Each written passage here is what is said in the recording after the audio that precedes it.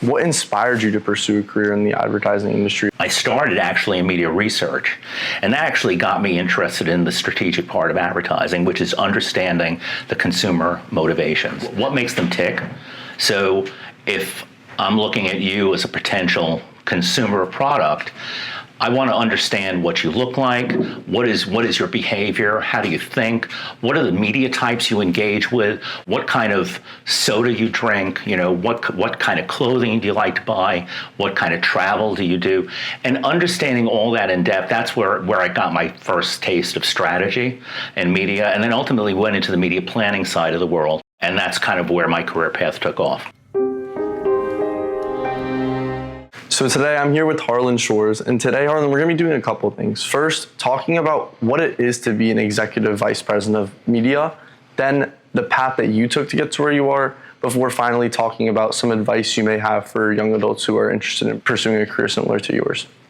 Terrific. All right, let's get into it. So first, can you just tell me about your job? Sure. So I work at an ad agency and the media area within that agency, and what that really is we're charged with identifying who the ultimate consumer is for a client's product, whether it's a service, whether I'm selling makeup and cosmetics, or I'm selling a car. In the case of my company, we specialize in pharmaceutical and healthcare advertising.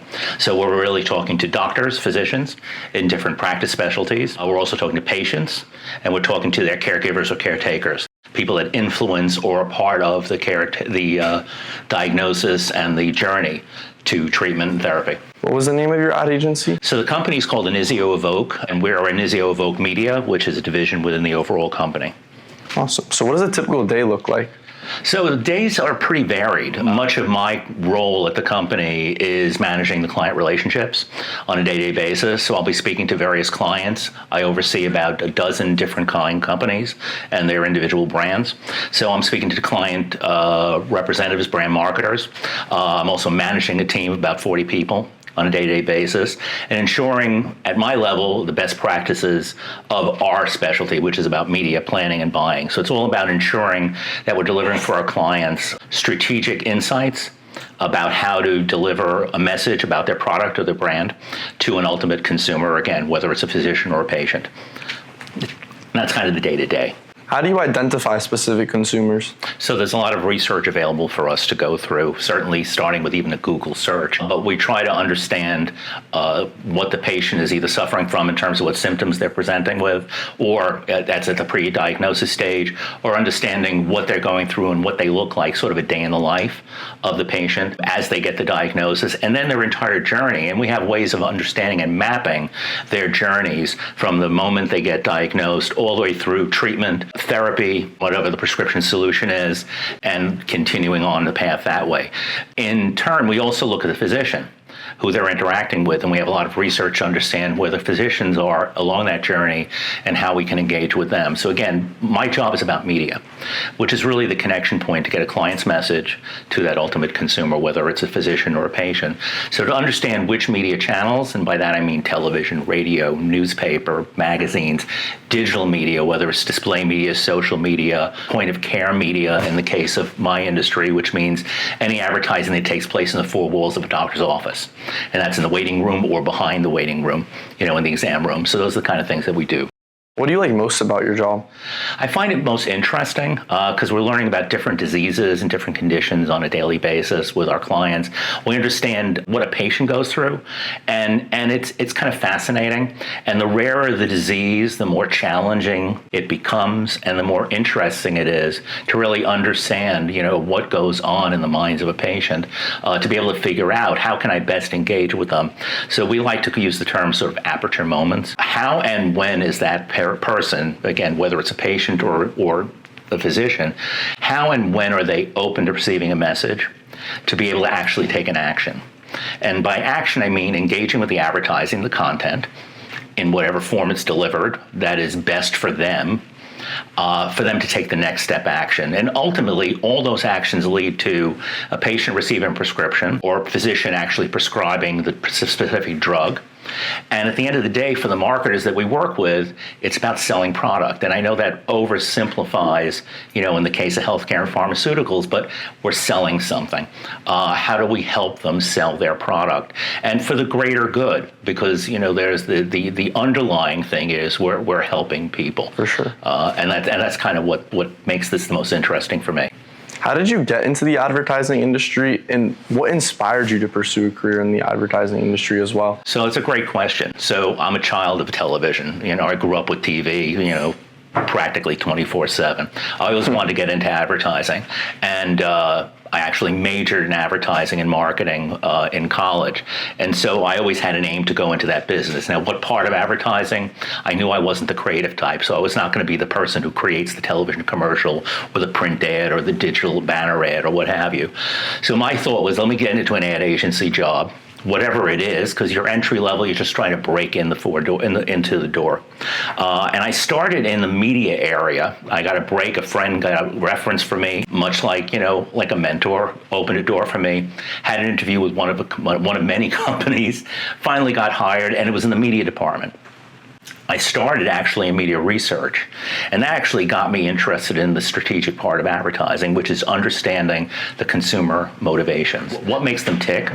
So if I'm looking at you as a potential consumer product, I want to understand what you look like, what is your behavior, how do you think, what are the media types you engage with, what kind of soda you drink, what kind of clothing do you like to buy, what kind of travel do you do, and understanding all that in depth. That's where I got my first taste of strategy and media, and then ultimately went into the media planning side of the world. And that's kind of where my career path took off. When this opportunity came up, was this after college? Yes, upon graduation. What college did you go to? Baruch College, which is City University of New York. And did you major in something specific to the advertising industry? Advertising and marketing was the undergraduate degree. For this industry, do you think it's necessary to major something in college like advertising and marketing? It always helps, okay? But I will tell you, probably 9 out of 10 people that we end up hiring, and I've had over my long career I've ended up having the pleasure of hiring, did not have an advertising and marketing degree. We had to take people from all over. And the truth is in advertising at least, you want people to come in with a very eclectic perspective and experience, and you're starting. So at an entry level, what you're hopeful is for somebody to walk in the door, not necessarily an advertising and marketing degree, but at least have a passion or at least a desire to learn that path and have an inquisitive mind to understand, what motivates people to buy products. And you can come in with an English major, you come in with literature, history degree, it doesn't matter. But college is necessary for this industry? College is pretty much a prerequisite for getting into this business. What skills and qualities would you say are essential for success in this field? I think the most important thing is to have a passion for the work, or having a good work ethic, being inquisitive, being able to take direction and take the extra step beyond what you're told to do to show that little spark. And those are some of the qualities we look for in people at the entry level. And everything else you'll learn, just like in any industry for that matter. I mean, obviously not everything is going to run super smooth. So what challenges come up in the industry? And when I ask you the question, what are the biggest challenges? Are there any specific challenges that come up for you that you can talk about? That's a really good question as well. Well, so what challenges come up in the industry? Every day is a challenge because you're dealing in a service business, basically. We're client service. And as such, you never know where your clients are going to come out of left field with. Whether it's a question about the work you provided, whether it's something they read in the trades or just in the news that they're reacting to. It could be a challenge, something as simple as, I just spent $1 million in advertising for last week. I didn't see one of those ads. And that's a challenge. It's as silly as it may sound. And the answer to a question like that is because you're not the target audience. That's why you didn't see the advertising. So those are some of the kind of challenges we deal with. I don't think it's any different than you would deal with that in any kind of business situation.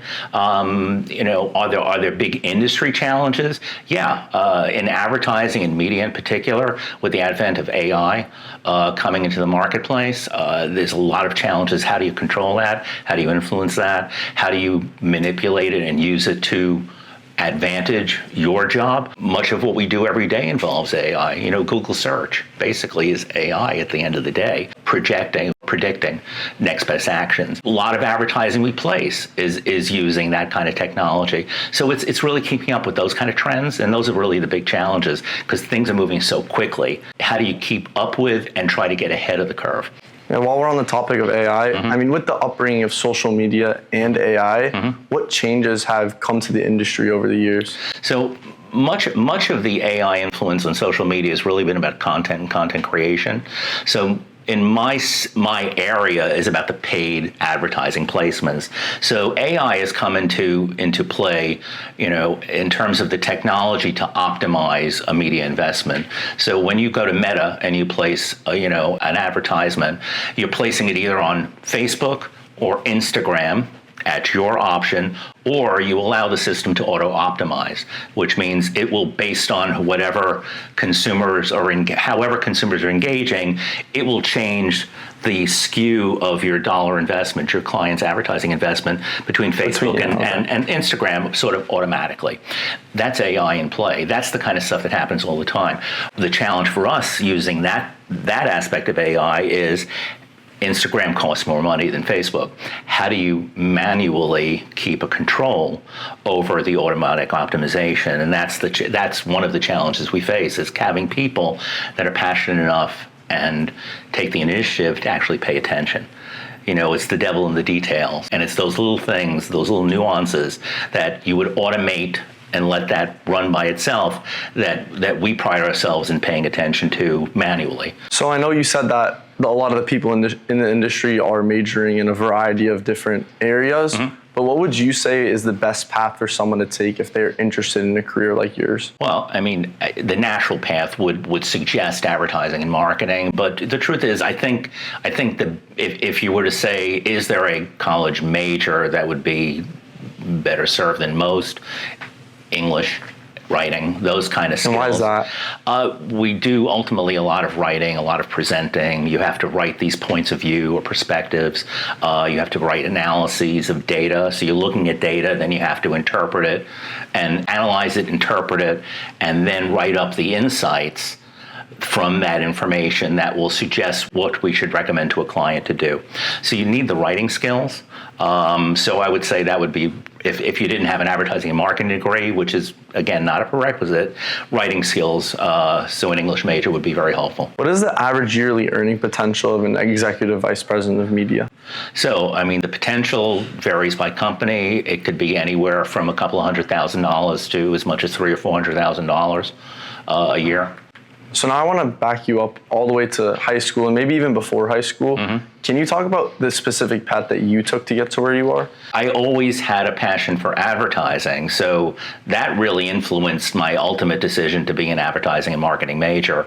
And so I always had this intention of going into the advertising business. I don't think there was anything unique about my path, from junior high or high school forward, other than that very specific focus in the advertising area. So finally, what advice would you have for a young adult who may be interested in pursuing a career in advertising? Be prepared for working long hours, be inquisitive, take initiative, or have that kind of work ethic to take initiative, bang on a lot of doors, network relentlessly, to not just find your first job, but to connect with people in the industry using the tools of any trade for that matter, LinkedIn, Facebook, do Google searches, write open notes to people, just cold call. Having a network of relationships, especially in a world where many companies, even though they've gone to a hybrid model of working,